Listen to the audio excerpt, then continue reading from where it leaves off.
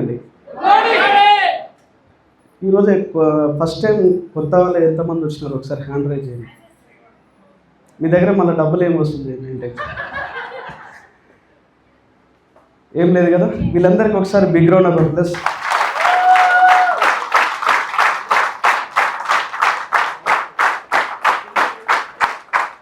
So welcome to Vestige family. ఈరోజు కొంచెం కొత్త వాళ్ళకైతే కన్ఫ్యూజన్ ఉండుండొచ్చు మైండ్లో. ఏదో మీటింగ్ అని పట్టుకొని వచ్చినారు, 100 రూపాయలు అయితే తీసుకున్నారు. అసలు మేము వచ్చిన పర్పస్కి ఇక్కడ చెప్పేదానికి మ్యాచ్ అవ్వట్లేదు. అసలు ఏం చెప్పడానికి వచ్చినాను క్లారిటీ లేదు. ఎస్ సార్, నిజమా? Are you excited? Are you excited? నాకైతే కనిపిస్తుంది కానీ వినిపిస్తలేదు.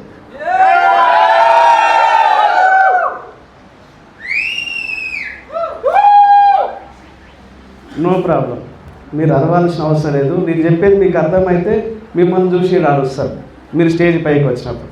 బాగుందా బాగాలేదా? సో నా పేరు ఆంజనేయులు రాసూర్ అండి. ఈ వెస్టీజ్ బిజినెస్ చేయబట్టి ఒక 5 సంవత్సరాలు అవుతుంది. ఎంత? 5 సంవత్సరాలు. సో ఇందాక లైఫ్ స్టైల్ వీడియో చూస్తుంటే వాస్తవానికి చాలా రోజుల తర్వాత మళ్ళీ నా కళ్ళబొట్టు నీళ్ళు వచ్చినాయి. అంటే జీవితం ఎక్కడి నుంచి ఎక్కడికి చేంజ్ అయిందండి. బాగుందా బాగాలేదా వీడియో? ఇది ఏది క్రియేట్ చేసింది కాదు, నా జీవిత స్టోరీ అనమాట. మామూలుగా ఏంటంటే ఏమంటారు, బయోగ్రఫీయా, ఆటోబయోగ్రఫీయా, సినిమాలు తీసేది చచ్చిపోయిన తర్వాత తీస్తారు ఎవరన్నా. ఇప్పుడు చూడండి, ఎన్టీఆర్ గారు ఉన్నప్పుడు ఆయన బయోగ్రఫీ తీసుకోరు. ఆమె ఎవరు? సావిత్రి గారు, మహానటి సినిమా. ఆమె చూసుకోలేదు, కానీ నా బయోగ్రఫీ నేను చూసుకున్నాను. బాగుందా లేదా?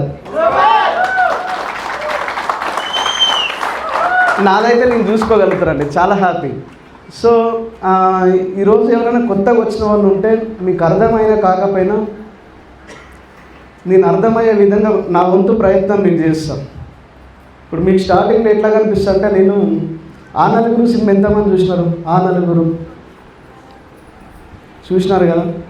సీన్ ఇట్లా ఓపెన్ చేయగానే చనిపోతాడు మనోడు రాజేంద్ర ప్రసాద్. 2 వస్తారు యమబట్టలు. నిజమా కదా? నీ టైం అయిపోయింది, పారా పోదాం పైకి తీసుకొని పోతాడు. రాజు స్వామి, నేను ఇన్ని రోజులు చేసిన కష్టం ఏదైతే ఉందో, నేను సక్సెస్ అయినా ఫెయిల్ అయినా నా అంతిమ యాత్ర వరకు నన్ను ఉంచండి, తర్వాత నన్ను పైకి తీసుకెళ్ళండి నేను. ఆయన జీవితం మొత్తం చూస్తే లాస్ట్లో క్లైమాక్స్లో వీళ్ళు సడన్గా ఈ యమభటులు కాస్త దేవదూతల లెక్క పరిచయం అవుతారు, దేవుళ్ళ లెక్క కనిపిస్తారు. చూసినారా? ఆయన అడుగుతాడు రాజేంద్ర ప్రసాద్, ఇంతసేపు యమభటుల లెక్క కనిపించినారు నాకు, ఇప్పుడేమో దేవతల లెక్క కనిపిస్తున్నారు, ఏంది తేడా అని అడుగుతారు. అంటే ఇందాక నువ్వు దుఃఖంలో ఉన్నావు కాబట్టి నీకు అట్లా కనిపించిన, ఇప్పుడు సంతోషంలో ఉన్నావు కాబట్టి నేను నీకు అట్లా కనిపిస్తున్నాను చెప్పారు. సో ఇక్కడ మనుషులు మారలే, వాళ్ళ మనస్తత్వం మారింది. ఎస్ సార్, మీకు స్టార్టింగ్ ఇప్పుడు యమదూత లెక్కనే కనిపించవచ్చు, కానీ సెమినార్ అయిపోయే లోపల దేవుని లెక్క కనిపిస్తారు. బాగుందా బాగాలేదా? సో ఈ బిజినెస్ స్టార్ట్ చేసి 5 years అవుతుంది. ఇందాక ప్లాన్ ప్రజెంటేషన్ ఇచ్చిన వ్యక్తి ఒగ్గు సైదుల్ సార్కి, అండ్ హోస్టింగ్ పగడాల శంకర్ గారికి, అండ్ శేఖర్ పైలే సార్ మంచి ప్రజెంటేషన్. ఎంతమంది బ్యూటీ డెమో నేర్చుకున్నారు? ఇందాక చూసినారా లేదా? ఈ ఫేస్ వాష్ ఇదంతా చూసిన తర్వాత నాకు అదే ఆశ్చర్యం అనిపిస్తుంది. జూమ్ మీటింగ్లో కూడా సీడీలు ప్లే చేస్తుంటాను నాకు అదే నవ్వు వస్తుంటుంది. ఈరోజు అగ్రికల్చర్ సీడీ ప్లే చేసినారు అనుకోండి, 6 గంటలకు మొదలు పెడితే 7:30 వరకు జూమ్ మీటింగ్లో అగ్రికల్చర్ సీడీ వింటాం. అంత అయిపోగానే అప్లైని ఫోన్ చేస్తాం, సార్ పలానా పంటకి ఏం వాడాలని. నిజమే కాదా? ఈరోజు హెల్త్ సీడీ ఏమైనా ప్లే అయినా సప్లిమెంట్స్ ఇది గంటన్నర సేపు వింటారు, సార్ పలానా ఆయన కాళ్ళు వస్తుంది, ఏం సప్లిమెంట్ వాడాలి సార్ అంటారు. ఈ బ్యూటీ సెషన్ విన్న తర్వాత నిజంగా వండర్ఫుల్ ప్రజెంటేషన్. ఎస్ సార్, నిజమా కాదండి? అండ్ వచ్చేసి రాజు పైల సార్ వండర్ఫుల్ లీడర్. ఈరోజు చాలా అద్భుతంగా మాట్లాడిన స్టేజ్ పైన. అంటే బిఫోర్ వెస్టీజ్కి రాకముందు లైఫ్ ఎట్లుండే, వెస్టీజ్కి వచ్చిన తర్వాత లైఫ్ ఎట్లుందో చాలా వండర్ఫుల్ ప్రజెంటేషన్. కోర్ ప్రోగ్రామ్ చాలా బాగుంది. కానీ బిజినెస్ చేయాలంటే ఫస్ట్ ఏముండాలంటే ఎగ్జైట్మెంట్ ఉండాలండి. ఏముండాలి? ఎగ్జైట్మెంట్. ఎంతమంది దగ్గర ఎగ్జైట్మెంట్ ఉంది? ఇందాక నుంచి స్టేజ్ పైకి వచ్చిన ప్రతి ఒక్క వ్యక్తి ఒకటే అడుగుతూ ఉన్నాడు, sir are you excited? Are you excited? Excitement అంటే ఏందబ్బా అని కొత్త వాళ్ళు పరిచయం అవుతారు. ఎస్ సార్, అసలు ఎగ్జైట్మెంట్ అంటే ఏంది? ఎగ్జైట్మెంట్ అంటే ఏంది? ఉత్సాహం. ఏడ దొరుకుతుంది? ఏ మార్కెట్లో దొరుకుతుంది? ఏ మార్కెట్లో దొరుకుతుంది చెప్పండి, కొనుక్కోవడానికి రెడీ ఉన్నా. సూపర్ మార్కెట్లో దొరుకుతుందా? ఇంకెక్కడ దొరుకుతుంది? మోర్లో దొరుకుతుందా? డీమార్ట్లో దొరుకుతుందా? ఏడ దొరకదండి, ఇక్కడ ఉంటుంది ఎగ్జైట్మెంట్. సార్ నిజమా కదండి? చాలామంది ఎగ్జైట్మెంట్ అనేది జబర్దస్త్ షోలలో, డీ ప్రోగ్రాంలో వెతుక్కుంటూ ఉన్నారు. సెల్ ఫోన్ ఇంతకుముందు ఒక్కడే నవ్వుతే పిచ్చోడు అనుకునేటం, కానీ ఇప్పుడు ప్రతి ఒక్క వ్యక్తి పిచ్చోడే. సార్ సెల్ ఫోన్లు వచ్చినాయి, ఇంటర్నెట్లు వచ్చినాయి, ఈ ఎగ్జైట్మెంట్ మర్చిపోతున్నాం జీవితంలో. నిజమా కదండి? కానీ మన లైఫ్లో ఎగ్జైట్మెంట్ లేని జీవితం నా దృష్టిలో లైక్ ఏ మెషిన్కి ఎగ్జైట్మెంట్ ఉండదు, కానీ మనిషికి ఎగ్జైట్మెంట్ ఉండాలి. ఎంతమందికి మ్యారేజ్ కాని వాళ్ళు ఉన్నారు? మ్యారేజ్ చేయొద్దండి, మ్యారేజ్ అవుతుంది. పిల్లలను చూస్తాం, నలుగురే ఉన్నారా? మీ అందరికి మ్యారేజ్ కాలే కదా? చేసుకుంటారా చేసుకోరా ఫ్యూచర్లో? ఇదే క్వశ్చన్ అని అడుగుతారా? సింపుల్. సో నేను మీకు చెప్తా, క్లారిటీ ఇస్తా ఎగ్జైట్మెంట్ అంటే ఏందని. ఇద్దరు ఉన్నారు. నిన్ను అడుగుతాను, నువ్వు కొంచెం ఇంకా యంగ్స్టర్గా ఉండవు. ఈ మీటింగ్ అయిపోగానే సాయంత్రం అవుతుంది. మీటింగ్ అయిపోయేసరికి సాయంత్రం ఇంటికి పోగానే మీ మమ్మీ చెప్తుందన్నమాట, ముద్దాల మీరు బెట మన అమ్మమ్మ ఊరి నుంచి వస్తుంది. మన సైడ్ నల్గొండ సైడ్ అయితే రైల్వే స్టేషన్ లేవు కాబట్టి రైల్వే స్టేషన్ ఉందనుకుందాం. నువ్వు పోయి రైల్వే స్టేషన్ పోయి ఎక్కించుకొని రావాలి. అమ్మమ్మ 2 గంటలకు దిగుతుంది బెట ట్రైన్ అని చెప్పింది. నీ ఫీలింగ్ ఎట్లా ఉంటుంది? విపరీతమైన చలికాలం, విపరీతమైన చలి, అప్పుడప్పుడు మంచి వర్షం కురుస్తూ ఉంటుంది. నువ్వు 2 గంటలకు పోయి రైల్వే స్టేషన్ పోయి మీ అమ్మమ్మని బండి పైన ఎక్కించి తీసుకొని రావాలి. మీ ఫీలింగ్ ఎట్లుంటుంది శివగారు? ఎందుకోసం నాయన అనిపిస్తుందంట. మీరు ఎన్ని గంటలకు పోతారు బ్రదర్? మీరు ఎన్ని గంటలకు పోతారు? మీరు మ్యారేజ్ కాలే కదా? కాలే మీకు, ఇందాక చేయొచ్చు నేను చూసి. మీకే, మీకు కాదు, మీ వెనకాల ఉన్న అబ్బాయి మీకు కాలే కదా? ఎన్ని గంటలకు పోతావు రైల్వే స్టేషన్కి? మీ అమ్మమ్మని తీసుకొని రావాలి, బండి పైన ఎక్కించుకొని రావాలి. వెళ్ళవా? నువ్వు అట్లా ఇందాక ఎవరో మ్యారేజ్ కాని వాళ్ళు మీరు కాలే కదా? మీరు ఎన్ని గంటలకు వెళ్తారు? లేట్గా వెళ్తారు అంటే 2 అన్న దగ్గర 3 గంటలకు వెళ్తారు. సరే పోయిరు అనుకుందాం, 3 గంటలు, 1 గంట లేట్గా పోయిరు. మీరు పోయి కూర్చోగానే వెయిట్ చేస్తా ఉన్నారు, ఇంకా ట్రైన్ వస్తలేదు. అసలే చలికాలం కదా, పొగ మంచు కారణం ఇంకో 2 గంటలు లేట్ అవుతుందని అనౌన్స్మెంట్ వచ్చింది. మీ ఫీలింగ్ ఎట్లుంటుంది అప్పుడు? ఎట్లుంటుందండి? అక్కడ ఏదో సార్ అంటున్నారు, ఇది స్టేజ్ పైన మాట్లాడదు కాబట్టి ఈ మాటలు నేను చెప్పలేను, దీని అమ్మ జీవితం అనిపిస్తుందంట అంటుండు సారు. అంటే ఒక రకమైన బాధ అనిపిస్తుంది. సార్ నిజమా కాదు?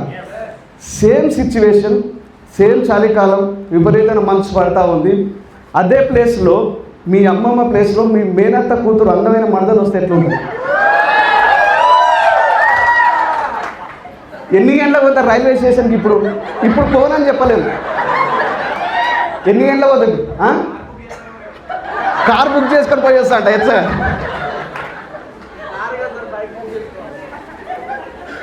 మరి అప్పుడు పోనా, ఇప్పుడు పోతున్నావు అంటే అందమైన మరదలు ఉంది. సార్ ఇక్కడ మనిషికి ఏంటంటే ఎగ్జైట్మెంట్ లేదు. అంటే భవిష్యత్తుని, అంటే లైఫ్ మొత్తం ఇప్పుడున్న ప్రజెంట్ సిచ్యువేషన్ ఏదైతే ఉందో ఇట్లనే ఉంటుంది, ఫ్యూచర్ కూడా ఇట్లే ఉంటుంది అని అనుకుంటున్నాను. కానీ నేను ఏమంటున్నా అంటే, నా వీడియో చూసిన తర్వాత ఇంకెవరైనా మారకపోతే దయచేసి మారండి. 5 ఏళ్ల ముందు నా దగ్గర ఏం లేదు, కనీసం తినడానికి కూడా తిండి సిచ్యువేషన్ లేదు. అట్లాంటి సిచ్యువేషన్ నుంచి ఈరోజు ఏం తినాలనుకున్నా, ఎక్కడ పోవాలనుకున్నా వెస్టీ ద్వారా నా జీవితం మారింది. బాగుందా లేదా? ఫస్ట్ ఎగ్జైట్మెంట్ మనిషికి ఉండాల్సింది. ఈ ఎగ్జైట్మెంట్ ఉన్న తర్వాత చాలామంది ఏం చేస్తారంటే, ఇప్పుడు ఈ మీటింగ్ అంతా విన్న తర్వాత బయటికి వెళ్ళి చెప్తా ఉంటారు నాలెడ్జ్ లేక. సార్ నాలెడ్జ్ ఉండాలన్నా వద్దా? నాలెడ్జ్ ఉండాలన్నా వద్దా? 100% నాలెడ్జ్ ఉండాలి. ఈ నాలెడ్జ్ ఎట్లా వస్తుంది అంటే, ఇట్లాంటి సెమినార్స్ ఏవైతున్నాయో నాలెడ్జ్. మన ఇండియన్స్ తెలియకలోలా కాదా? సరే మీరు తెలియకలోలా కాదా? నమ్ముతారా నమ్మరా? నమ్మకపోతే క్లారిటీ ఇస్తా. ఈ రోజు నుంచి మీరు తెలివైన వాళ్ళని నేను క్లారిటీ ఇస్తాను. ఇప్పుడు మీ ఇంట్లో ఎవరు లేరు మీటింగ్కి వచ్చేటప్పుడు తాళం వేసుకొని వస్తారా, వదిలేసి వస్తారా? తాళం వేసుకొని వస్తారు. మీటింగ్ అయిపోయిన తర్వాత చక్కగా ఇంటికి పోతారా, మధ్యలో ఏమైనా కన్ఫ్యూజ్ అవుతారా? అంటే ఇంటికే పోతారు కదా. అంటే మనకు తెలివి ఉంటేనే కదా పోయేది. ఎస్ సార్, నిజమే కదా. సో ఒక ముగ్గురు వ్యక్తులు, ఒక అతను అమెరికా వ్యక్తి, ఒక అతను ఇండియన్, ఒక అతను పాకిస్తాన్ వ్యక్తి. ఈ ముగ్గురు కలిసి ఏం చేస్తారంటే దుబాయ్కి వెళ్తున్నారు ఫ్లైట్లో. వీరు వెళ్ళే ప్రాసెస్ ఏంటంటే ఏమంటారు, ఆ ఫ్లైట్లో ఏమంటారు, మందు, వైన్ పోస్తూ ఉన్నారు అనమాట. వీళ్ళు వైన్ తాగుతున్నారు, ముగ్గురు కలిసి మందు తాగుతూ ఉన్నారు. వాస్తవానికి ఆ దేశం రూల్ ప్రకారం ఫ్లైట్లో కూర్చొని మందు తాగొద్దంట, ఆ దేశం రూల్ ప్రకారం. ఈ విషయం అక్కడ రాజుగారు తెలుసు. మన దగ్గర అయితే ప్రజాస్వామ్యం, కానీ అక్కడైతే రాజరికం. ఎసారు, అక్కడ రాజులు పరిపాలిస్తుంటారు దుబాయ్ దేశంలో, పలానా దేశం రాజు అని. సో ఆ రాజుగారికి తెలిసింది, ఆ ముగ్గురు ఎవరైతే ఉన్నారో, అమెరికా అతను, పాకిస్తాన్ అతను, ఇండియా అతను, ఈ ముగ్గురు పిలిపించినమాట. మీరు నేరం చేసారు, చలో తీసుకొని రండి అని చెప్పి తీసుకొని వచ్చిన తర్వాత ఆయన అదృష్టం ఏంటంటే ఆ రోజే వాళ్ళ భార్య పుట్టినరోజు, రాజుగారి భార్య పుట్టినరోజు. అప్పుడు చెప్పిందనమాట, మీకు ఈ ఫ్లైట్లో మందు తాగినందుకు గాను కంపల్సరీ శిక్ష వేయాలన్నా వద్దా? ఏం చేస్తున్నాం అంటే అందరికీ, ముగ్గురికి ఒక్కొక్కరికి 100 కొరడా దెబ్బలు అన్నాడట. ఎంతమంది ఒప్పుకుంటారు కొరడా దెబ్బలు అంటే? తప్పు చేసినప్పుడు శిక్ష అనుభవించాలి. ఎంతమంది ఒప్పుకుంటారు? ఎవరు ఒప్పుకోరు, కానీ వాళ్ళు ఒప్పుకున్నారు. ఎందుకంటే ఒప్పుకోక తప్పదు కాబట్టి. సో ఆ టైంలో ఫస్ట్ వ్యక్తి ఎవరైతే ఉన్నారో, ఆ పాకిస్తాన్ వ్యక్తి, అతన్ని అడిగిందంట, ఈరోజు నా భార్య పుట్టినరోజు, 100 కొరడా దెబ్బలు అయితే తప్పవు, నీకేమైనా కోరిక ఉంటే కోరుకో అని చెప్పిందంట. అంటే అప్పుడు ఆ వ్యక్తి అన్నాడంట, రాజుగారు పెద్ద కోరికలు ఏం లేవు, మీరు ఎట్లా 100 కొరడా దెబ్బలు అయితే తప్పవు. కొరడా దెబ్బలు ఎక్కడ కొడతారు? ముందట్నా వెనకాలనా? వెనకాలే కదా. నా వెనకాల ఒక 2 మెత్తలు పిల్లోస్ ఉంటాయి కదా, పిల్లోస్ పెట్టేసేయండి అని చెప్పింది. ఆనంగా చలో నీ కోరిక నేను నెరవేరుస్తుందని చెప్పి ఆ ఎవరైతే కొరడా దెబ్బలు కొట్టే వ్యక్తి ఉన్నారో అతనితో బాగా కొట్టిస్తుందంట. 20 దెబ్బల తర్వాత చిరిగిపోయిందంట. ఎన్ని దెబ్బలు పడ్డాయి ఆయనకి? 20 దెబ్బలు పడ్డ తర్వాత చిరిగిపోయింది. 80 దెబ్బలు పడ్డాయి. సో నెక్స్ట్ ఇంకా ఇప్పుడు మనకన్నా పాకిస్తాన్ వ్యక్తి కన్నా అమెరికా వ్యక్తి తెలివైనడు. సార్ నిజమా కదా. రెండో వంత అతని దగ్గరికి వచ్చింది, నీకేం కావాలో కోరిక కోరుకోనాడంట. బాగా ఆలోచించాను మనోడికి 2 మెత్తలు కట్టారంటే మనం 4 కట్టుకుంటే సెట్ అయిపోతుంది అనుకోని, నాకు 4 కట్టండి రాజుగారు అన్నట్టు. మనోడు 4 కట్టింది కదా, ఇది కూడా తీవ్ర స్థాయిలో ఉందన్నమాట. మనోడు కొట్టడం కూడా గట్టే కొడతా ఉన్నాడు, మెత్తలు పెరిగే కొద్దీ గట్టే కొడతా ఉన్నాడు. చేలో అని చెప్పి 40 దెబ్బలు ఒంటి మీద పడ్డాయి, పడలేదు. 60 దెబ్బలు ఒంటి మీద పడ్డాయి, తప్పించుకున్నాడు అనమాట. సో మన ఇండియా వ్యక్తి దగ్గరికి వచ్చి, నువ్వు చాలా సాంప్రదాయ దేశం నుంచి వచ్చినావు, మీ దేశం అంటే నాకు చాలా గౌరవం. ఈరోజు నీ అదృష్టం ఏంటంటే నా భార్య పుట్టినరోజు, వాళ్ళిద్దరికైతే ఒక్కొక్క కోరికలు ఇచ్చిన, నీకు 2 వరాలు ఇచ్చిన కోరుకో అని చెప్పినట్టు. అప్పుడు మన ఇండియా అతను అన్నాడంట, రాజుగారు మీ మాట నేను ధిక్కరిస్తలేను, నాకు 100 కొరడా దెబ్బలు సరిపోవండి, మినిమం 200 కావాలన్నాడట. అరే వా, అసలు నువ్వు ఇండియా అంటే ఇండియా, మీరు చాలా ధైర్యవంతులు, చలో నీ కోరిక నెరవేరుస్తున్నాం. మరి రెండో కోరిక ఏం కావాలంట? నా వెనకాల పాకిస్తాన్ అమెరికాని కట్టి అని చెప్పిన.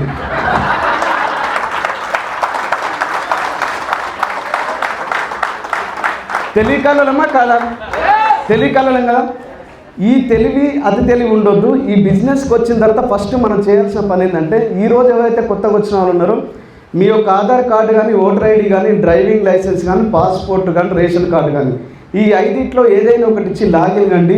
ఇది మనం కట్టేది, కట్టించేది, జాయిన్ అయ్యేది, జాయిన్ చేసేది, మనం ఇరికేది, జనాలను ఇరికించేది, లేకపోతే 10,000 కట్టు, ఈ ఇంటి పక్కల 10 మందితో 10,000 కట్టి నీకు 10,000 వస్తాయనే కాన్సెప్ట్ అయితే కాదు. ఇది ప్యూర్లీ ప్రొడక్ట్ బేస్డ్ బిజినెస్. మన వెస్టీజ్ అనే కంపెనీ 2004లో స్టార్ట్ అయింది. 20 సంవత్సరాల ఎక్స్పీరియన్స్ ఉన్న కంపెనీ. సో 400 రకాల ప్రొడక్ట్ దొరుకుతాయి. నువ్వు బయట కొనుక్కునే వస్తువులు ఏవైతున్నాయో జస్ట్ బ్రాండ్ మార్చి ఇక్కడ తీసుకో వెస్టీజ్ అని చెప్తుంది. సార్ ఇదేనా కంపెనీ పాలసీ? మొత్తం ప్లాన్ మొత్తం ఏంటండి, షాప్ చేంజ్ చేస్తే లైఫ్ చేంజ్ అవుతుందని చెప్తున్నాం. నిజమా కదండి? ఎంతమంది కిరాణా షాప్ వాళ్ళు ఉన్నారు? కిరాణా షాప్ మీరు కిరాణా షాప్ ఉంది కదా, నేను కూడా ఇదే మాట చెప్పిన. నాకు రీసెంట్ ఒక ఇన్సిడెంట్ జరిగింది, మరి ఆమె తెలియజేసినా తెలియదు. సో మేడం ఇట్లానే మీటింగ్లకు వస్తూ ఉంటే వాళ్ళ సార్ ఇద్దరు వైఫ్ అండ్ హస్బెండ్ వస్తుంటే వాళ్ళ కిరాణా షాప్ దగ్గరికి రెగ్యులర్గా వాళ్ళకి ప్లాన్ చెప్పేటోళ్ళు అనమాట. ఇట్లా చేసి ఇట్లా బిజినెస్ చేంజ్ అయిపోతే లైఫ్ చేంజ్ అవుతుంది, కిరాణా షాప్ చేంజ్ చేస్తే లైఫ్ చేంజ్ అవుతుంది అని చెప్తా ఉన్నా. ఒక 3 months జరిగింది అనుకుంటా. 3 months తర్వాత మళ్ళీ వాళ్ళ షాప్ దగ్గరికి వెళ్ళినాను. వెళ్తే అక్కడి నుంచి తీసేసినారు. మేడం నేను ఇక్కడ షాప్ దగ్గర ఉంటే, లేదు సార్ పలానా దగ్గర ఉన్న లొకేషన్ పెడుతున్నా అక్కడ రాను. పోయిన తర్వాత అదేంది మేడం అక్కడి నుంచి తీసి అక్కడ పెట్టారంటే, మీరే కదా సార్ షాప్ చేంజ్ చేస్తారు లైఫ్ చేంజ్ అవుతాను. నేను పేరు చెప్పాను, ఇక్కడ ఉన్నారో లేదు నాకు తెలియదు, కానీ షాప్ అంటే ఆ షాప్ కాదండి చేంజ్ చేయడము, కిరాణా షాపులో కొనుక్కునే వస్తువులు ఇక్కడ కొనుక్కోండి అని చెప్తున్నాం, అంతేగాని ఆడ తీసి ఇక్కడ పెట్టమని చెప్పలే. అర్థమవుతుందా? సో కొనుక్కోవాలి. ఎంతమంది వాడడానికి అంటే బ్రాండ్ చేంజ్ చేయడానికి రెడీ ఉన్నారు కదా. నేనేమంటున్నా అంటే ఫస్ట్ నేను బ్రాండ్ చేంజ్ చేసిన 2019లో బిజినెస్కి వచ్చినప్పుడు బిజినెస్ నాకేం అర్థం కాలేదు. ఇప్పుడు ఇందాక చెప్పినట్టు మీరు పెద్ద పెద్ద బిల్డింగ్లు కట్టవచ్చు, విమానాల్లో ఎక్కి విదేశాల్లో తిరగవచ్చు, లేకపోతే కోట్లు సంపాదించవచ్చు, పెద్ద పెద్ద కార్లు కొనుక్కోవచ్చు అని ఆ ఆలోచన అయితే నేను రాలేదు. మీరు బయట ఎక్కడో దగ్గర కొనే వస్తువులు ఇక్కడ కొంటున్నాం.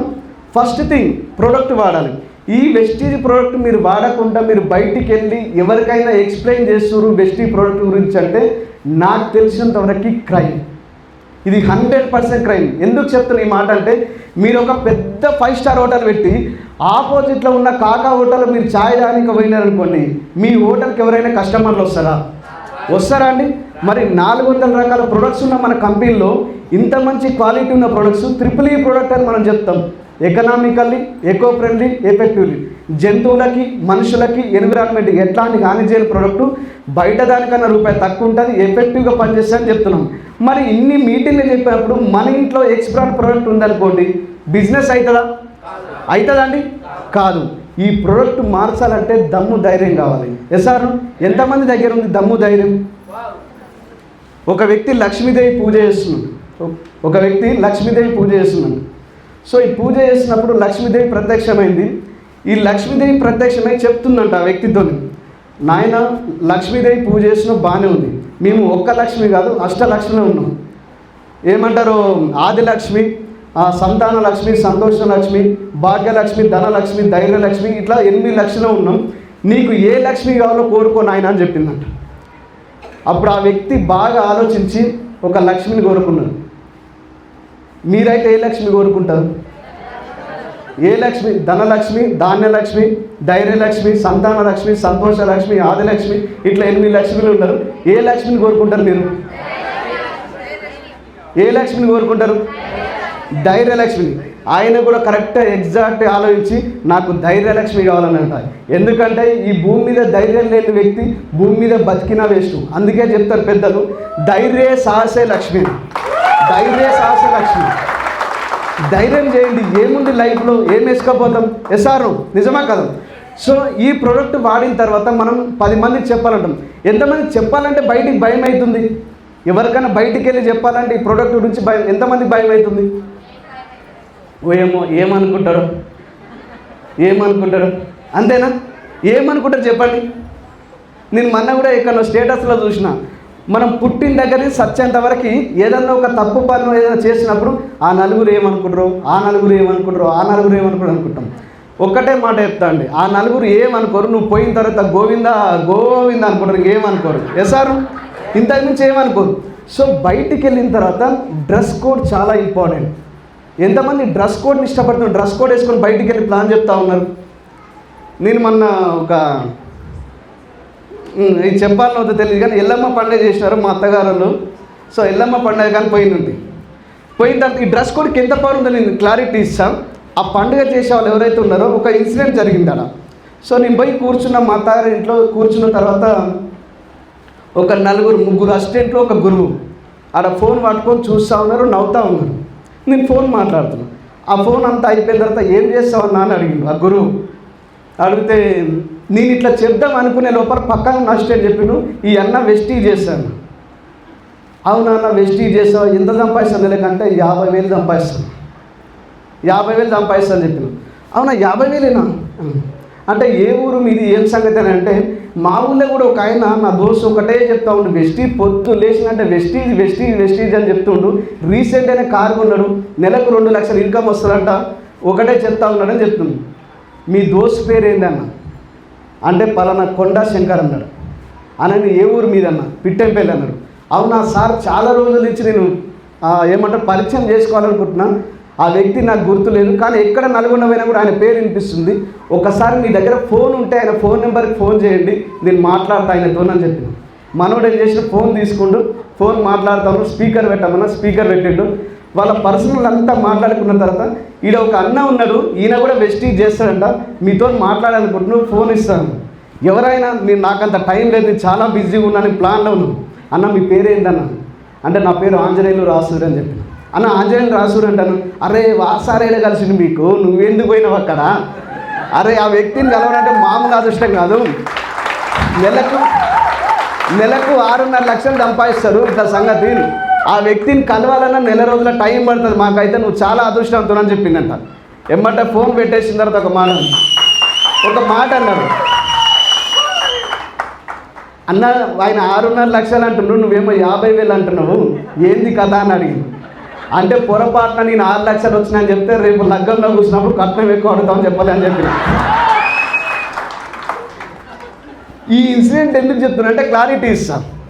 ఈ బిఫోర్ అంటే ఆ పూజ ఎల్లమ్మ పండుగ స్టార్ట్ కాకముందు జీన్స్ ప్యాంటు టీషర్ట్ల మీద ఉన్నారు.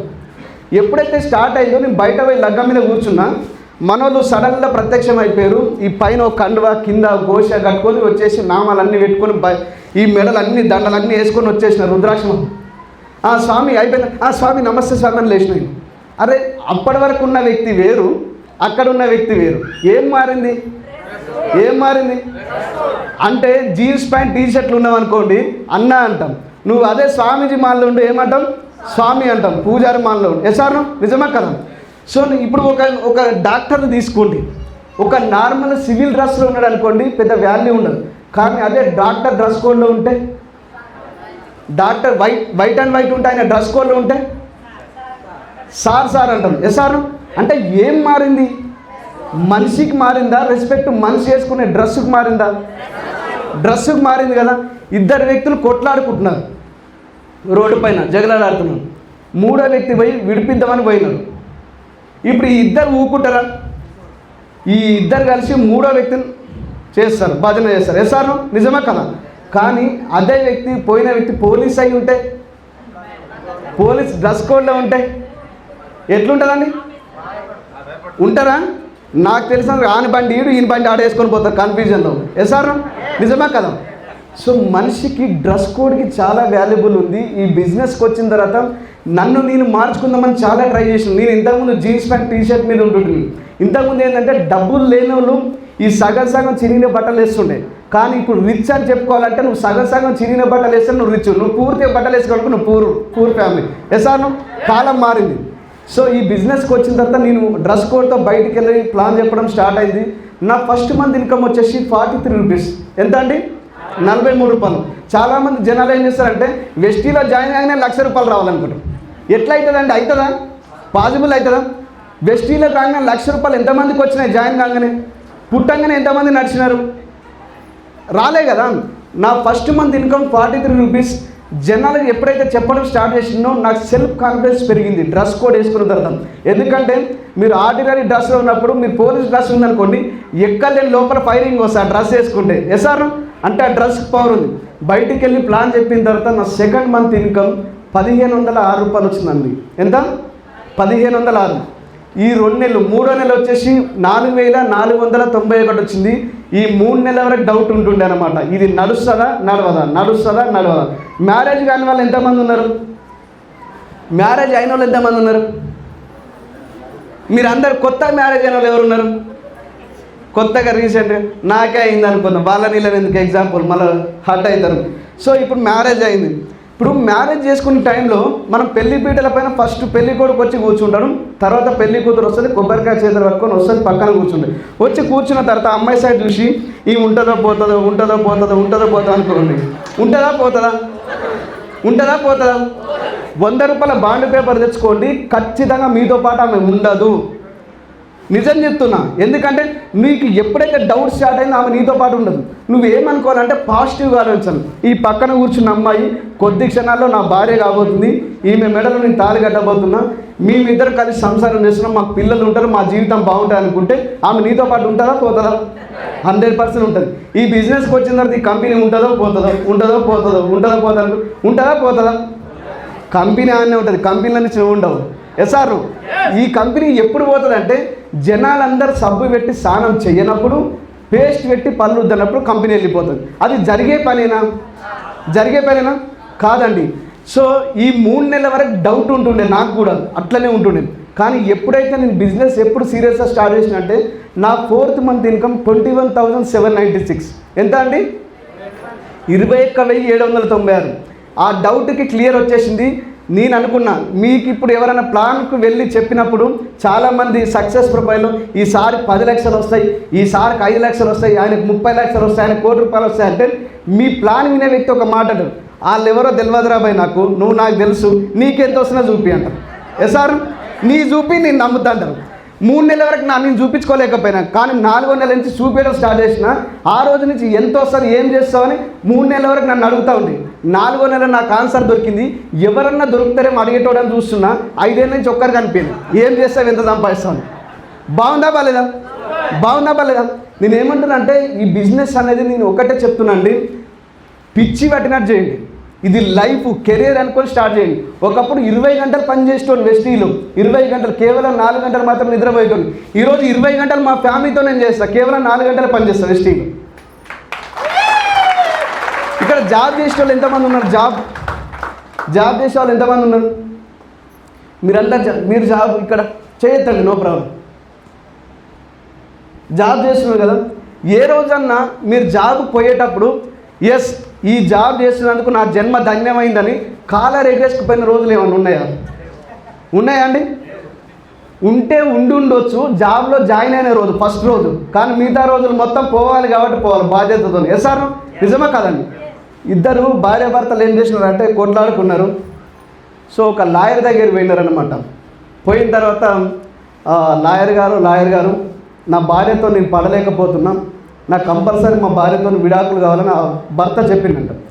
సో లాయరు వీళ్ళిద్దరు తెలుసు, చాలా రోజులు చూస్తాను.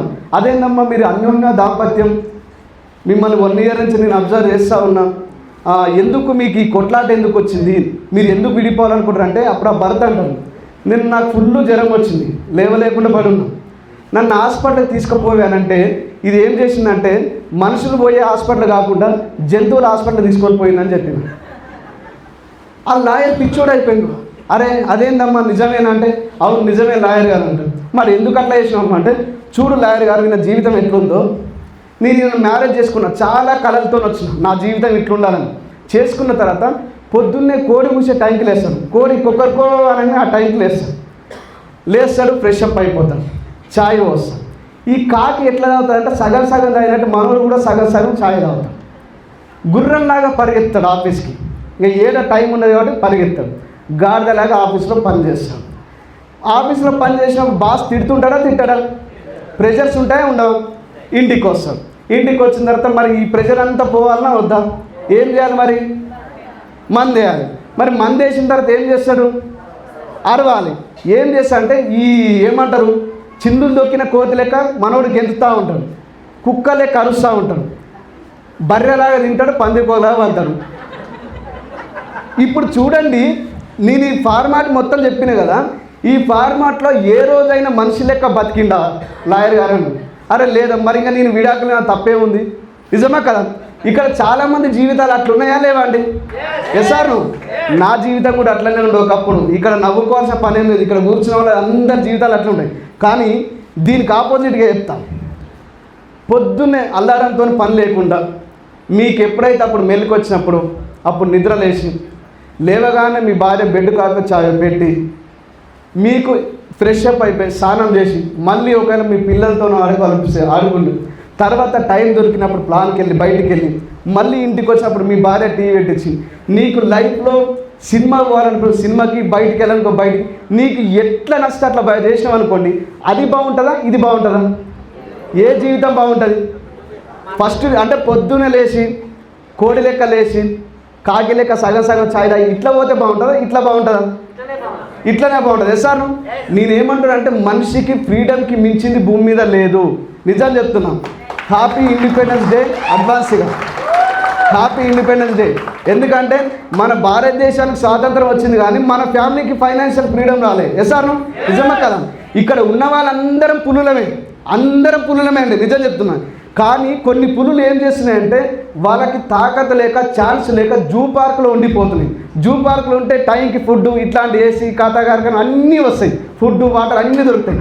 కానీ ఒక పులికి మాత్రం ఏమీ దొరకవు, టైంకి అడవిలో ఉంటుంది. ఈ రెండిట్లో ఏది హ్యాపీగా ఉంటుంది? ఏం దొరకదండి దానికి, టైంకి ఏది హ్యాపీగా ఉంటుంది? దీనికైతే అన్నీ దొరుకుతాయి. నీకు ఒకవేళ రోగం వచ్చినా కూడా డాక్టర్లు ఉంటారు. మరి ఏది హ్యాపీగా ఉంటుంది? మళ్ళీ చెప్తా, కరెక్ట్గా ఆలోచన చెప్పండి, ఏది హ్యాపీగా ఉంటుంది? ఎందుకు? ఫ్రీడమ్ మించింది. ఈ ఫ్రీడమ్ కోసమే కదా ఎప్పుడో స్ట్రగుల్. నువ్వు ఎప్పుడు పుట్టినవరా అంటే 1857లో స్ట్రగుల్ చేస్తే 1947లో పుట్టినట్టు ఈ ఫ్రీడమ్ కోసమే కదా అండి మన భారతీయులు కష్టపడ్డది. ఎసార్ నువ్వు నిజమే కదా? ఈ ఫ్రీడమ్ నేనేమంటున్నా అంటే గాంధీ గారు, నెహ్రూ గారు వీళ్ళందరూ ఎవరైతే ఉన్నారో మన భారతదేశ స్వాతంత్రం కోసం కష్టపడితే మేము ఇక్కడ కూర్చున్న లీడర్స్ అందరూ ఎవరైతే స్టార్ అండ్ అబవ్ లీడర్స్ ఉన్నారో మీ ఫ్యామిలీ ఫైనాన్షియల్ ఫ్రీడమ్ కోసం మేము కష్టపడుతున్నాం. మీ ఫ్యామిలీలో ఫైనాన్షియల్ ఫ్రీడమ్ రావడానికి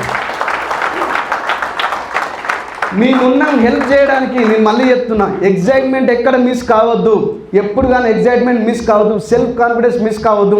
నేను చాలామంది ఈ బిజినెస్కి వచ్చిన తర్వాత నువ్వు చెయ్యలేవు, నీ వల్ల కాదు నువ్వు చేయలేవు అంటారు. నీ వల్ల కాదనుకునే వ్యక్తి అతని వల్ల కూడా కాదు. అతను నీకు చెప్పే వ్యక్తి ఎవరు అంటే ఏమంటారు, లైఫ్లో సక్సెస్ అయిన పర్సనా కాదు కదండి. ఎసార్ నీకు చెప్పే వ్యక్తి అర్హత ఉండాలి ఈ బిజినెస్లో. సో ఈ బిజినెస్లో ఎవరి మాట వినాలంటే ఇక్కడ స్టార్ అండ్ అబవ్ లీడర్స్ ఎవరైతే ఉన్నారో చూడండి.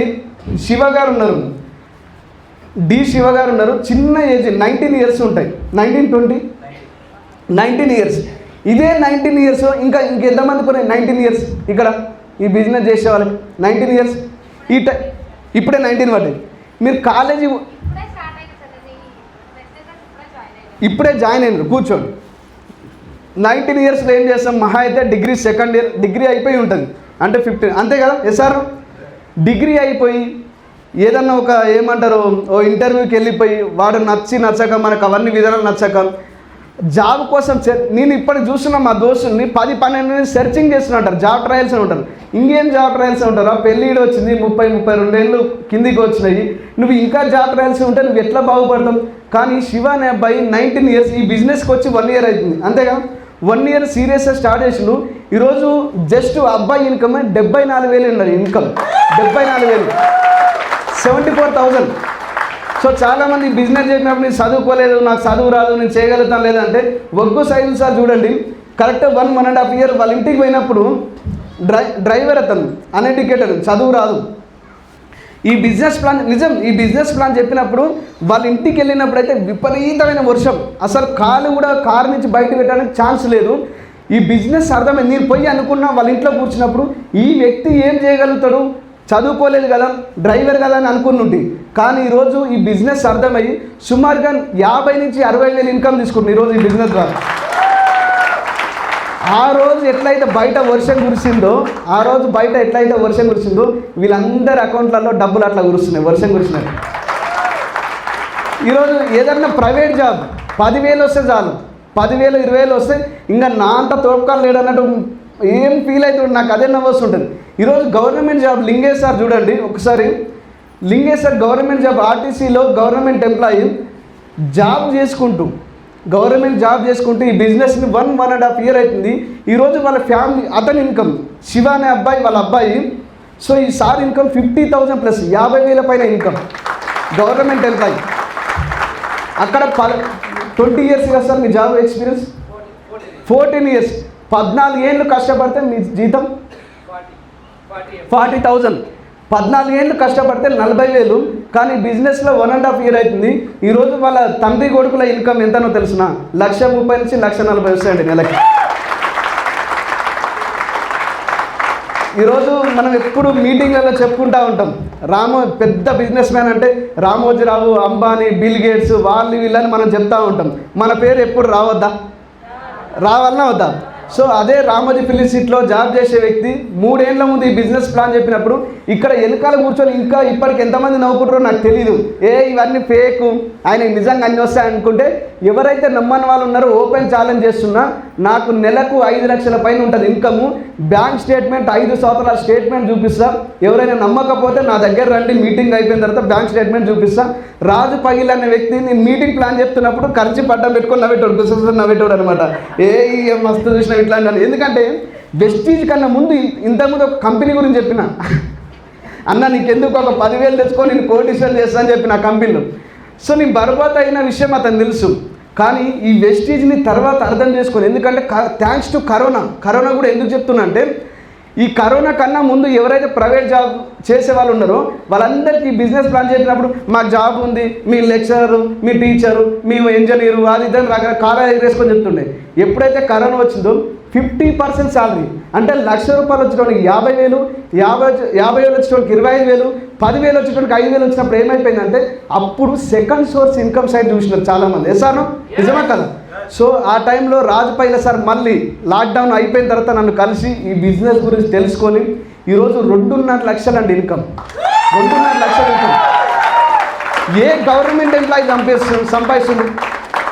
ఏ గవర్నమెంట్ ఎంప్లాయీ బల్ల కింద చేతులు పెట్టకుండా ఎంతమంది సంపాదిస్తున్నారు? నో వే, నాకు తెలిసిన ఛాన్స్ లేదు. కానీ ఈరోజు ఆయన జాబ్లో స్టార్ట్ అయినప్పుడు ఆయన ఇన్కమ్ వచ్చేసి ₹1,800 నుంచి స్టార్ట్ అయింది రామోజీ ఫిలిం సిటీలో. ఆయన జాబ్ ఎండ్ చేసే టైంకి ఆయన ఇన్కమ్ వచ్చేసి ₹15,000. ఈరోజు చూడండి, నెల ఇన్కమ్ 2.5 లక్షలు అంటే ఏమంటారు, ఆయన సంవత్సరం మొత్తం పనిచేసి ఎంత వస్తుండే? 1,70,000, 1,80,000 వస్తుండే రామోజీ ఫిలిం సిటీలో. కానీ ఈరోజు నెలకు 2.5 లక్షలు అంటే ఎట్లా ఉంటుంది ఇన్కమ్? సూపర్ ఉంటుందా లేదా? సూపర్ ఉంటుందా లేదా? నేను ఖచ్చితంగా చెప్తున్నా, ఇక్కడ కూర్చున్న వాళ్ళు రాబోయే టైంలో మీరందరూ అంబానీలు, బిల్గేట్స్లు కాబోతున్నారు ఈ బిజినెస్ ద్వారా. నేను ఖచ్చితంగా చెప్తున్నా.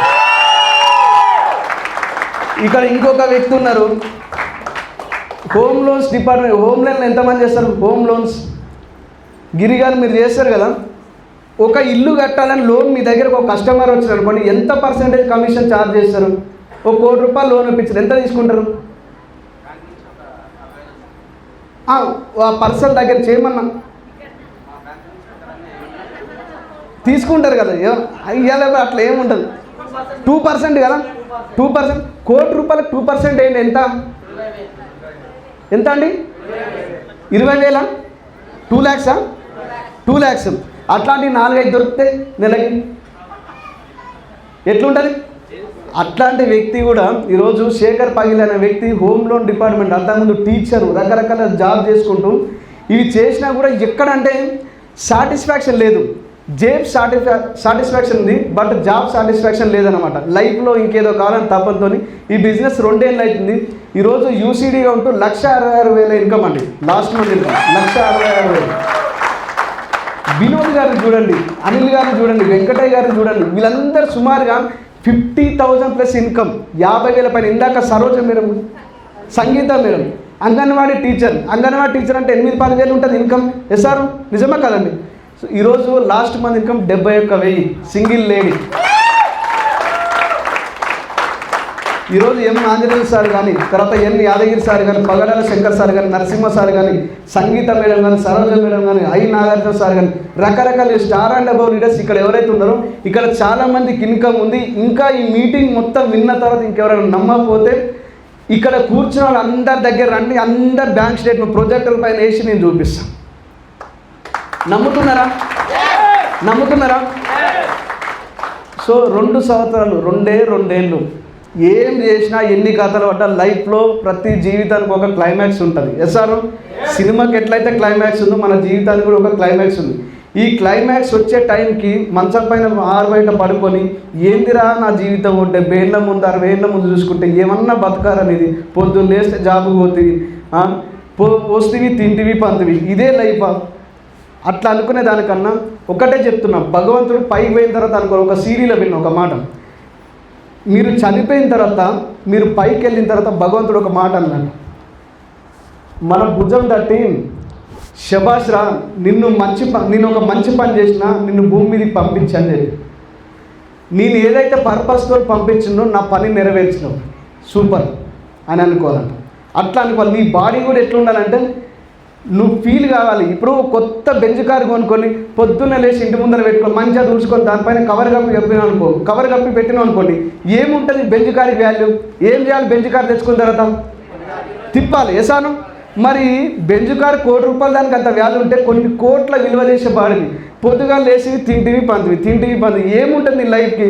ఒక పర్పస్ ఉండాలండి. నిజం చెప్తున్నా, ఒక పర్పస్ ఉండాలి. బయటికి వెళ్ళి మినిమం రోజు 5 నుంచి 10 ప్లాన్లు ఎవరైతే చూపిస్తారో ఖచ్చితంగా చెప్పగలుగుతున్నా వాళ్ళ సక్సెస్ని ఈవెన్ భగవంతుడు కూడా ఆపలేడు. 5 నుంచి 10 రోజు 5 నుంచి 10 మంది కదా, రోజు 5 నుంచి 10 మంది, 5 నుంచి 10 మంది. ఈ ఆంజనేయ రాష్ట్రుడు అనే వ్యక్తి ఒకరోజు మీరు మాట్లాడుతుంటే మీకోసం చప్పట్లు ఇవ్వడానికి రెడీ ఉన్నారు. రెడీ ఉన్నారా? ఈడ డిసైడ్ అయిన తర్వాత మళ్ళీ బయటికి వెళ్ళిన తర్వాత సార్ ఏం చేయాలి సార్ అని 1% కూడా అడగద్దు. ఎందుకంటే మొగధీర సినిమా మొత్తం చూసిన తర్వాత రామ్ చరణ్ కాజల్ ఏమవుతానంటే నేను ఏం చేయలేను. సార్ బాగుందా బాలేదా? సో డిసైడ్ కాండి. ఇట్లాంటి మీటింగ్ నెలకు ఒకసారి ఏర్పాటు చేద్దాం. ఈ ₹100 ఏవైతున్నా ₹100 మీద కాన్సన్ట్రేషన్ మళ్ళీ చేయొద్దు, మళ్ళీ చెప్తున్నా. సో అవి పక్కన పెట్టండి. మీటింగ్ గురించి ఆలోచించండి. మీ జీవితం మారబోతుంది, మీ పిల్లల భవిష్యత్తు మారబోతుంది. రేపటి నాడు నేను ఏమంటున్నా అంటే, మీరు ఇందాక రాజు సార్ ఒక లెక్క చెప్పింది, నిజంగా వండర్ఫుల్. 30,000 సంపాదిస్తే మీ నెల జీతం అయితే సంవత్సరానికి ₹3,60,000. మీరు 30 ఏళ్ళు కష్టపడ్డ మహా అయితే మీ జీవితం మొత్తం కాలంలో ₹1,00,00,000 సంపాదిస్తారు. కానీ బిజినెస్ ద్వారా నా ఇన్కమ్ ఎంత 5 లక్షలు వేసుకోండి. యావరేజ్గా అప్ అండ్ డౌన్ అయినా 5 లక్షలు వేసుకోండి. సంవత్సరానికి ఎంత? 60 లక్షలు. అంతేనా కదండి? నేను 30 ఏళ్ళు కష్టపడ్డా, ఇదే 5 లక్షలు కంటిన్యూ ఉందనుకుందాం. ఎంత సంపాదిస్తాం 30 ఏళ్ళలో? 18 కోట్లు. 18 కోట్లు బయట సంపాదించే వాళ్ళు ఎవరున్నారు? ఎవరిని ఎత్తిన చేయి పెట్టకుండా, ఎవరిని మోసం చేయకుండా. బాగుండావా లేదా? సో ఇట్లాంటి అవకాశం మీ అందరికీ ఉంది. Get ready. ఈరోజు నుంచి నిర్ణయం తీసుకోండి. బయటికి వెళ్ళిన తర్వాత ఎవరి డెసిషన్ తీసుకోవద్దు. ఏమంటారు, ఎవరి మాట వినొద్దు, మనిషి మాట అస్సలే వినొద్దు అంటారు కదా. ఆ మనిషి ఎవరో కాదు, మీ పక్కింటోళ్ళు, పై ఇంటోళ్ళు, ఎదురింటోళ్ళు వాళ్ళు అంటారు కదా. ఎవరి మాట వినొద్దు. ఈ గుర్రానికి గంతలు కడతారు చూసినారా? పరిగెత్తుకుంటూ పోయినప్పుడు చుట్టుపక్కల ఇక్కడ కడుతుంటారు. ఎందుకంటే దిక్కులు చూడదని. మీరు కూడా ఏంటంటే దిక్కులు చూడకుండా వచ్చిన పని కానివ్వండి. 2 ఏళ్ళలో సక్సెస్ అవుతారు. I wish you all the best. మీరు అందరూ బాగుండాలని మనస్ఫూర్తిగా కోరుకుంటున్నాను. థ్యాంక్ యూ సో మచ్ అండి. Wish you.